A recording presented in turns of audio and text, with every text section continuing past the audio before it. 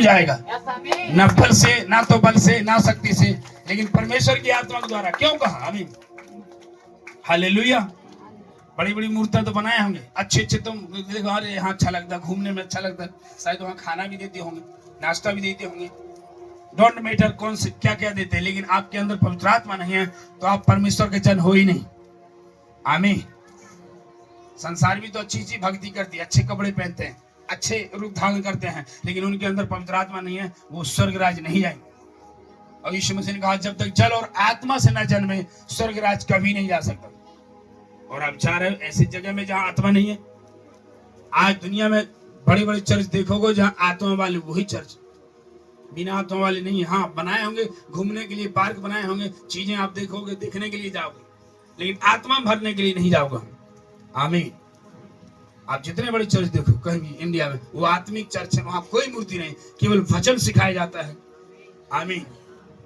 वचन हमारा सब कुछ है। यीशु को ढूंढना है तो आपको कहीं इधर उधर जंगल में नहीं, यहाँ ढूंढे। यीशु इससे बात करता है और इसके अंदर है। आमीन। और जब वचन आपके अंदर आ गया तो आप बिल्कुल हो। आप बाहर भी जाते हो, बंबई दिल्ली, आप पूछो पेंटिकोस्टल चर्च कहां पर है, समझ के बाद आपको याद करना चाहिए। हम लोग पेंटिकोस्टल विश्वासी हैं जो पिता, पुत्र, पवित्र आत्मा को मानते हैं।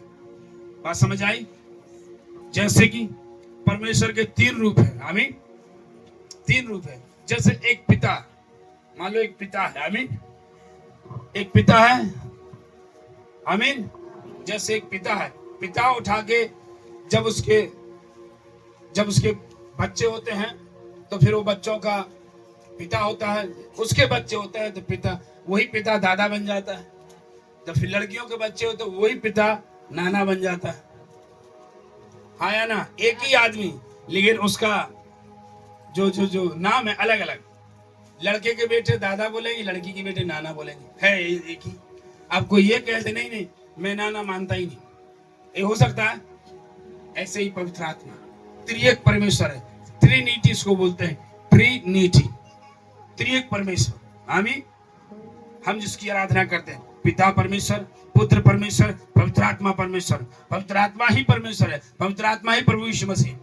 इसलिए सही जगह से आपको आराधना शुरू करने और वही छुटकारा मिलेगा, क्योंकि बाइबल बताता है जहां परमेश्वर का आत्मा वहां स्वतंत्रता, वहां छुटकारा। आमीन। एक और उदाहरण बताऊं, प्रकाशन बताऊं तो बर्फ देखो, बर्फ। आमीन। पानी है, वो क्या है? पहले तो पानी हो, पानी को जब आप -डिग्री सेल्सियस में डालोगे तो सीधे बर्फ हो जाएगा। फिर वही बर्फ को गर्मी में डाल दोगे 100 डिग्री सेल्सियस में, तो फिर उसमें भाप